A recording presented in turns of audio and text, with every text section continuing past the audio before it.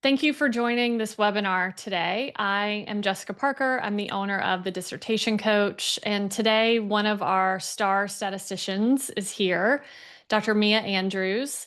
She has a PhD in political science from Purdue, and she has been working as a statistician at the Dissertation Coach for several years. She can do just about any statistical test you can imagine, so she is definitely prepared to talk about how to avoid missteps when you are writing up your results chapter and analyzing data for your dissertation. Today's presentation is scheduled for an hour. We're going to allow time for Q&A at the end. With that said, if you do have questions, if you could use the Q&A feature, which is at the bottom of the Zoom screen, it has a little question mark and a box. If you could use that instead of the chat, that would be wonderful. And if there's an opportunity in the middle of the presentation to pause and answer questions, we will. Otherwise, we will save them for the end. And then lastly, we are recording this. And so because you registered for the webinar, we have your contact information and we will send you a link to the recording when it is available. Without further ado, I'm going to hand it over to Mia.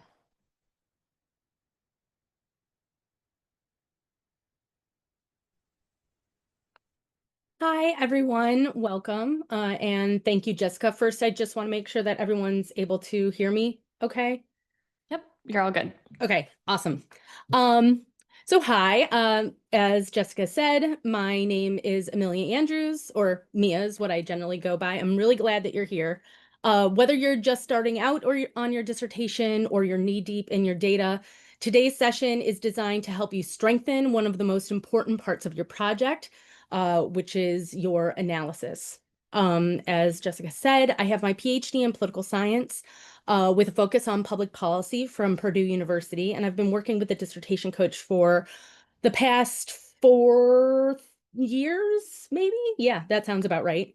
I work with students across disciplines to design strong, defensible studies and to help make sense of their data, not just statistically, but also conceptually. Personally, my background is in research design. I've taught a ton of college courses in quantitative, qualitative, policy analysis, program evaluation. So I've seen firsthand how small analytic missteps can really snowball into more major roadblocks later on.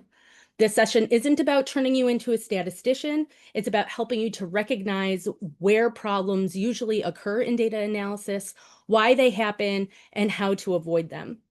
My goal is for you to walk away feeling more confident about the choices that you've made and to be better equipped to explain them to your committee and ultimately defend your dissertation. So let's start by looking at what we're going to cover today. Oop. So here's what we're going to be doing together today. Habits, sorry, I'm hearing the recording stopping and starting. Repeatable habits that will improve both the rigor as well as the clarity of your results. And finally, I'll point you towards some of the resources from the Dissertation Coach. Everything we cover today connects directly to the kind of one-on-one support that we provide if you do need deeper guidance. So without further ado, let's start by surfacing where these challenges actually show up and what kinds of mistakes we most often see in dissertation statistics. So let's start by talking about the big ones, the most common statistical missteps that I see in dissertation work. None of these are unique to one field. Even though I'm a political scientist, I work with more than just political scientists. None of them are unique to a particular field. They happen across psychology, education, business, nursing, you name it. And most of the time, they don't come from carelessness, but they come from confusion or they come from pressure. The first misstep that I often see is that there is a misalignment between individuals' research questions, their hypothesis tests, and their ultimate statistical tests that they choose to use. This happens when the research question asks one thing, but somehow along the line, what the meaning of that question is gets lost. And the test that is ultimately selected actually answers something completely different. For example, someone might ask whether a program improves scores across different groups, but then they end up running t-tests instead of an ANOVA. It Seems like it's a very small choice, but it breaks the logic chain of a study and can snowball into larger issues. When your research question, hypothesis, and analysis don't line up, your results can't actually answer what it is that your study is trying to learn, which is your research question. That's what we mean by misalignment. And there are a number of ways to fixing this that we're going to go over, but it's really comes down to understanding what it is that you're trying to learn and what kind of research question you ultimately have. The second misstep that I tend to see is an over-reliance on significance testing. People oftentimes treat p-values as really the only measure of truth and the only thing that matters in statistical analysis, which is just not the case. Um, Many students treat statistical significance like it's a finish line. So like if you get that magical p is less than 0.05, then you've won. And if you have a p that's greater than 0.05, you've lost. But significance testing does not tell you anything about how strong a relationship is or whether it's meaningful in practice. There's no substance behind it. You can have statistical significance, but trivial effects with a large enough sample or non-significant but practically important findings can exist with a small one, and those have completely different substantive meanings. A lot of students will run test after test after test, hoping to find significant results. This is what we call p-hacking, and that approach often inflates the error and usually muddies interpretation. What committees really want to see, though, is thoughtful analysis, not just the number of asterisks next to a finding. So we want to think about how it is that we're treating and how we're looking at significance testing in our p-values. The third misstep that I see is ignoring statistical assumptions or the assumptions of the tests that we're running. Every test has built-in conditions that make the math work properly. It's not about whether the data will run, like in whatever statistical program you're talking about, but it's does it mathematically make sense? A lot of times we hear things like normal distributions, independence of observations, equal variance. These are all types of assumptions. And a lot of times people will just propose that they are going to run a test, and then they'll run the test without checking that those assumptions are actually fit by the data that someone is able to collect. And software like SPSS will happily run tests without warning you, without telling you if the assumptions are met or not. You'll get numbers, but they might not necessarily mean what you think. You have to know to run these tests, and you have to be more active in making sure that your data actually fit the tests it is that you run. The good news is that assumption checks are really usually very quick. And once you know what you have and you know what to look for, you're able to overcome issues with your data. And finally, the fourth misstep is misinterpreting results. Especially confusing correlation with causation can be a big one, or associations with relationships. Just because two variables move together doesn't necessarily mean that one causes another. There could be third factors that are influencing both. There can be mediating effects, moderating effects. We just don't necessarily know. Directions could even be reversed. So we want to have an understanding of what it is that we are doing, what it is that we are trying to argue from a logic perspective, and making sure that we are not misrepresenting our theory or misrepresenting our data just based on the tests it is that we've run. If you've made any of these mistakes before, you are in very, very good company. Almost everyone has. The key is to learning to recognize these missteps early on so that you can prevent bigger issues later. So why do these missteps happen so often, even among smart, capable students? Let's look at what's underneath them. So if these missteps are so common, why? Why do bright, hardworking doctoral students make the same mistakes over and over and over again? The answer is not lack of ability. It's the structure of the process itself. The dissertation process is not built for clarity. It is built for endurance.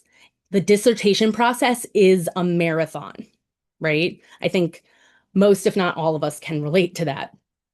So the first and probably the biggest driver of making these mistakes is just generally the time pressure. Most dissertation projects are managed on moving deadlines. We're trying to finish our coursework, we're trying to teach, we might have another job entirely that is outside of the academic world, and we're trying to write all at the same time. This pressure creates what I call methodological tunnel vision. You just, especially by the time you get to your results chapter, you just need to get through it. You need to get through the next phase so you can make quick decisions. So that leads you to make quick decisions without necessarily full context. You're kind of just become almost a drone and you're just trying to move forward. You're getting a little bit burnt out, right?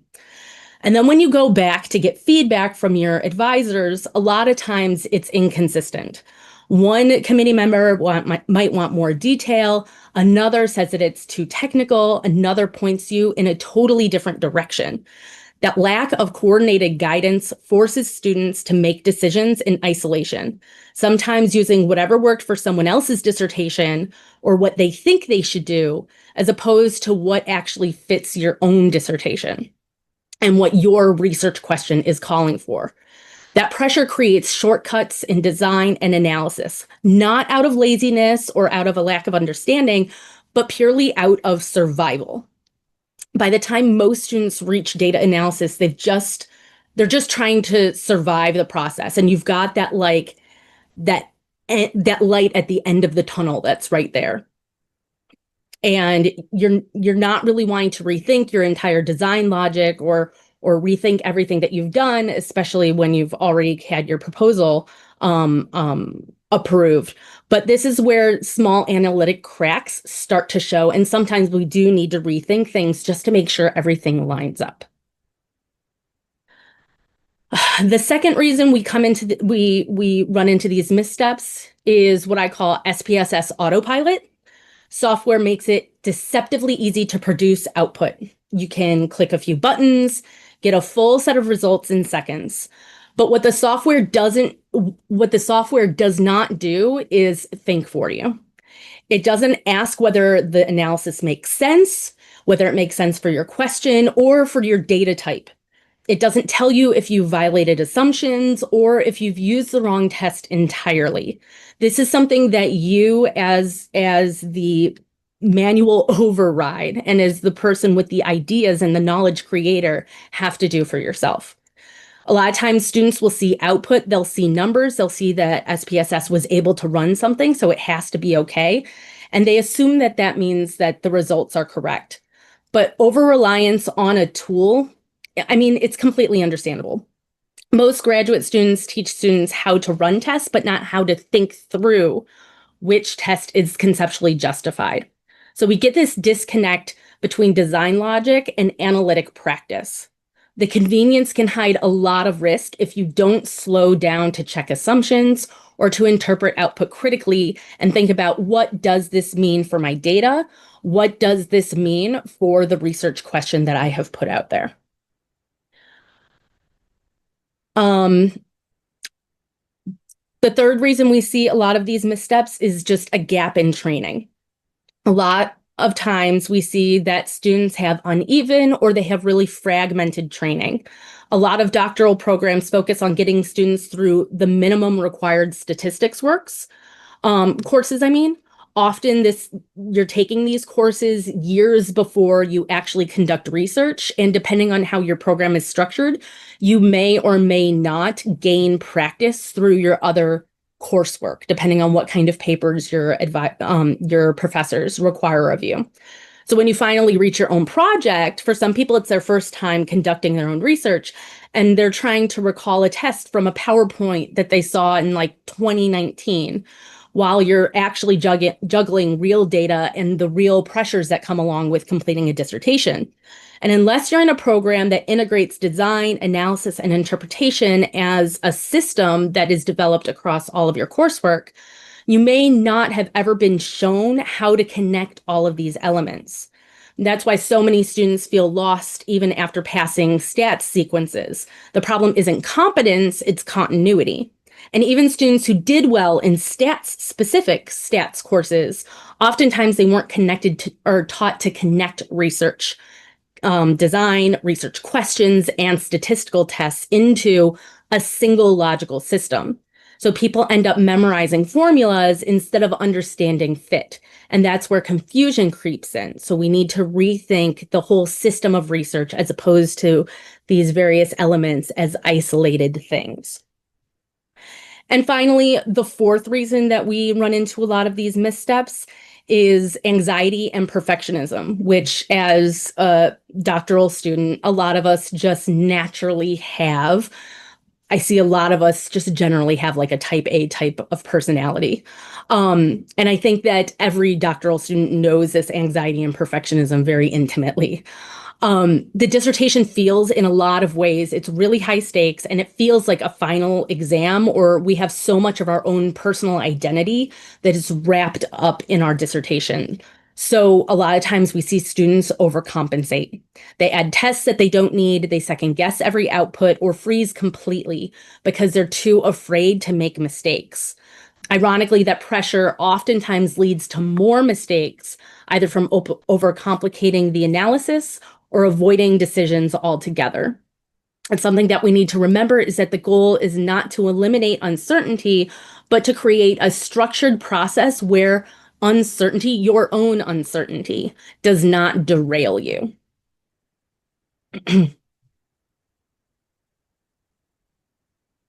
And something that I want to like really emphasize here is that this does not necessarily mean that someone is bad at statistics. None of this means that anyone is actually failing. It means that the dissertation process is designed in such a way that leaves people feel unsupported during the most technical and confidence dependent phase of your work. If you're struggling, you're not behind. This is just normal. Welcome to the club. And at the oops, oh my gosh. Ah, sorry.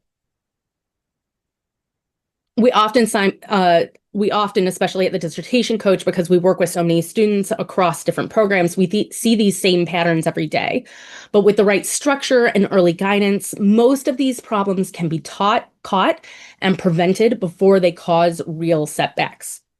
So now that we've unpacked why these missteps happen, let's talk about what we can do to actually address them and strengthen your analysis from the start.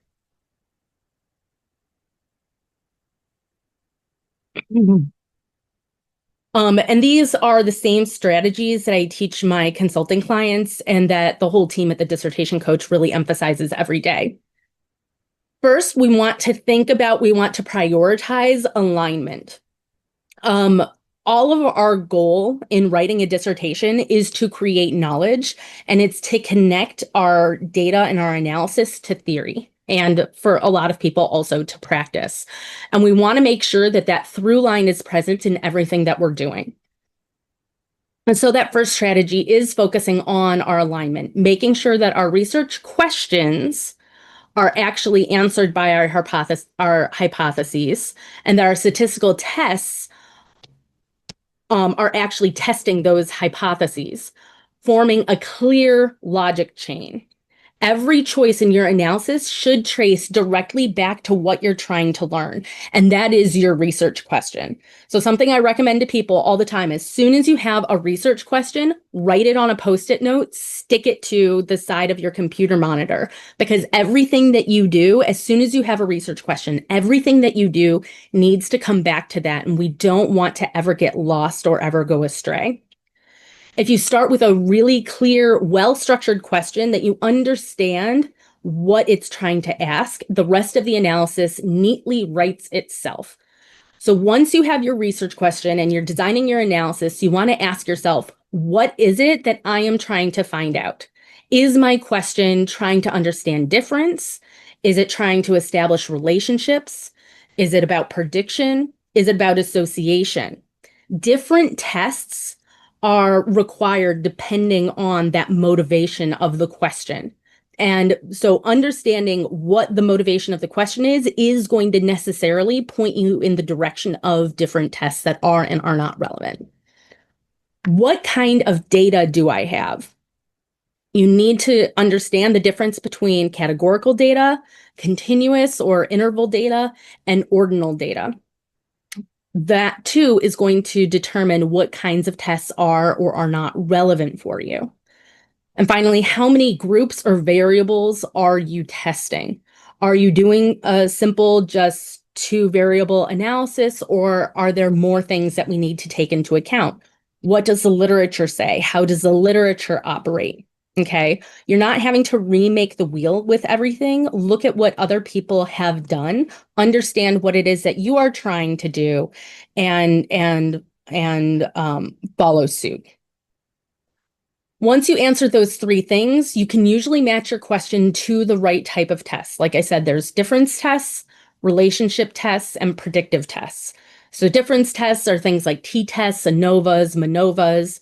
Relationship tests are really just wanting to establish that there is something that there is a connection between, and that those can be correlations, those can be things like regressions or maximum likelihood estimators and things like that. And then there's more predictive kinds of tests where we've got multiple regressions, logits, some structural equation modeling, and path analysis falls into there. So understand what the type of test is that you need, like what your question is asking of you, and then look to the tests that are relevant for that type of question. The second strategy is to check your assumptions before you run the test. So first, we're going to select what kind of test is going to best help us to test our hypothesis and thus answer our research question. But then we want to have a clear understanding of, okay, what does that test assume of our data? What kind of data do I need in order to run this test? A lot of times when we are proposing our data analysis, we are proposing what we call the parametric versions of tests. So just normal things are that there is a normal distribution, that there is a linear relationship. Things like that are what we call the parametric tests. Those are mathematically simpler tests. But just because you propose that you're going to use that test does not lock you into it. It really depends on the type of data that you end up with.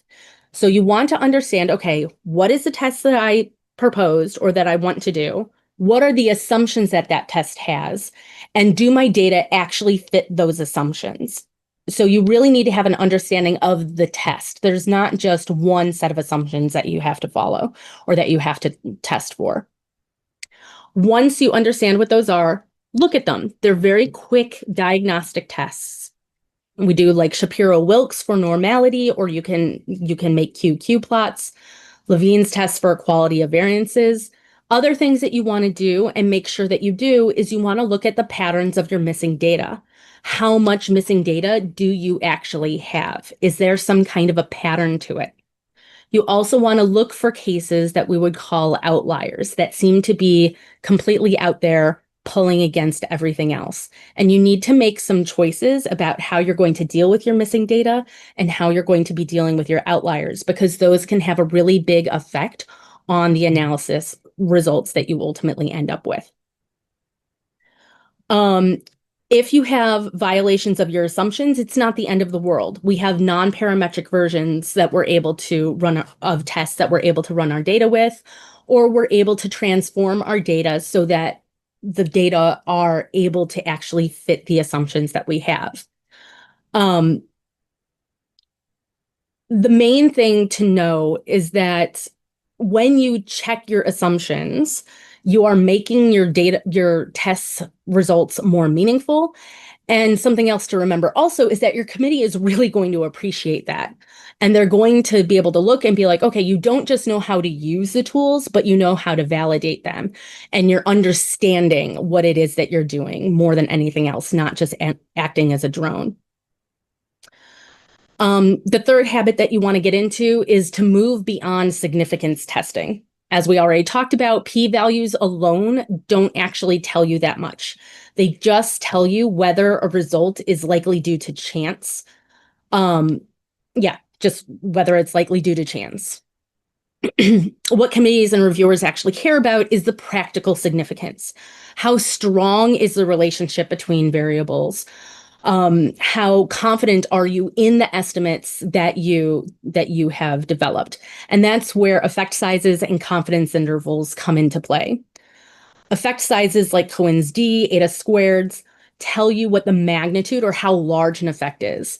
Confidence intervals and reporting your confidence intervals tell your audience something about the precision, how stable your result is or how uncertain it is. The difference in how that sounds in writing can be pretty, it seems small, but it's pretty substantial when you're looking at it from the other side.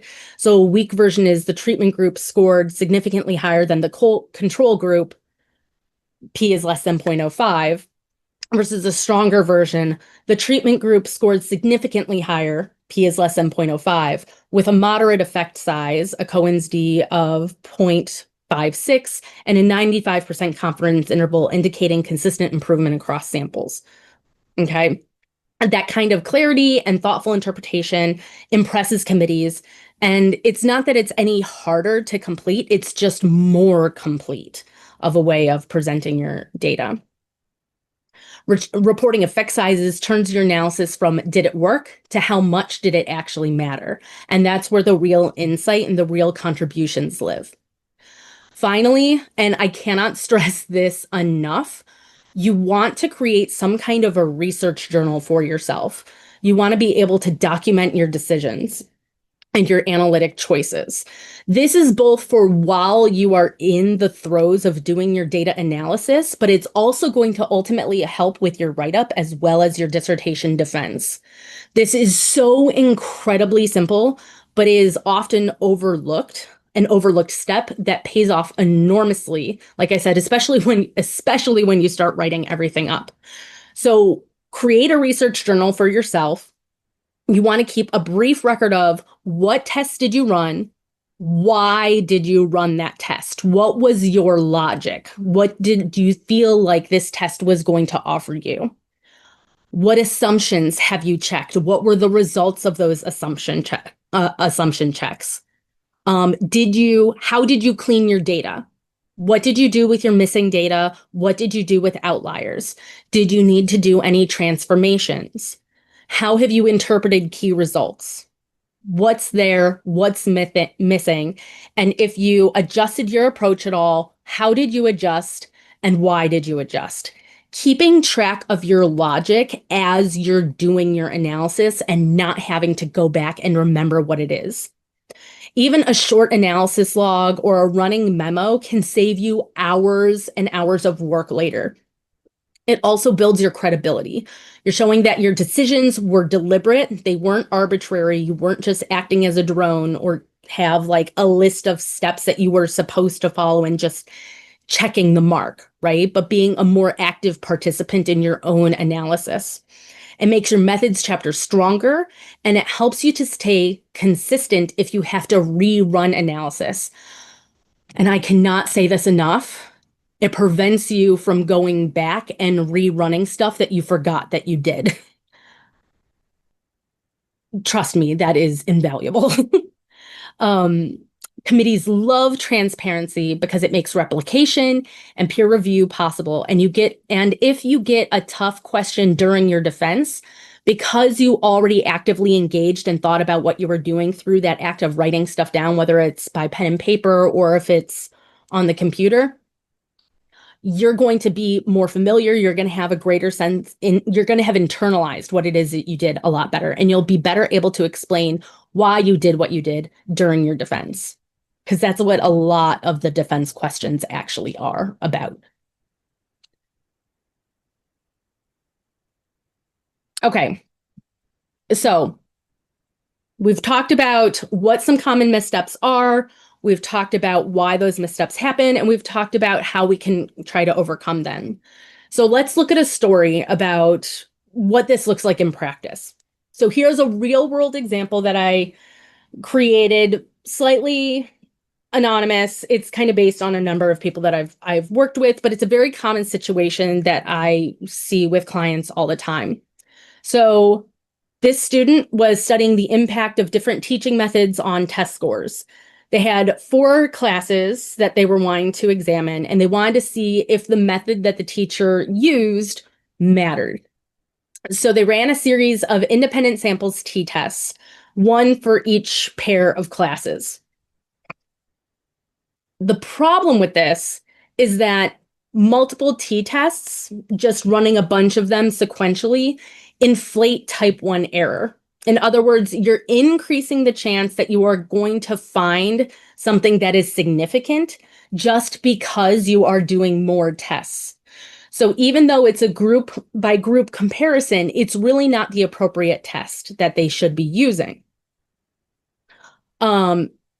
This student also hadn't checked any assumptions for normality or equal variances or any of the differences that may exist between the 2 or the 4 different classes.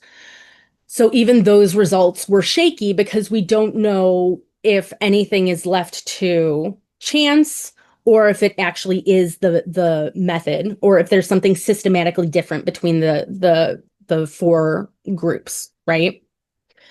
So when we talked it through, the fix was very simple.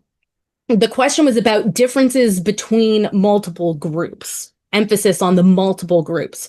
So the correct test that should have been run was not a t-test, but was a one-way ANOVA, one clean analysis instead of 6 separate analyses that were just going pair by pair, right? And then you're able to do post hoc tests after that one-way ANOVA to do the pair by pair comparisons to see where the difference actually lies, but controlling for that type 1 error or accounting for that type 1 error that we talked about. We also decided to check for assumptions to see what differences did exist between the groups and if they were actually comparable.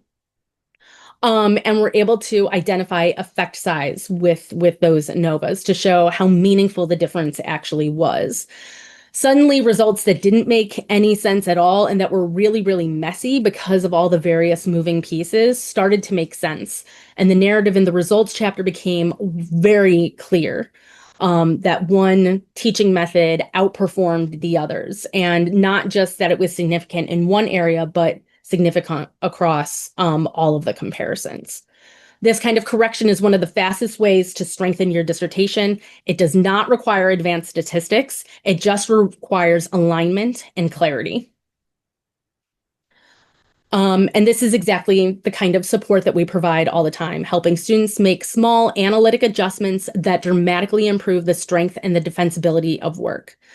So now that we've seen an example of how these corrections look in practice, I would like to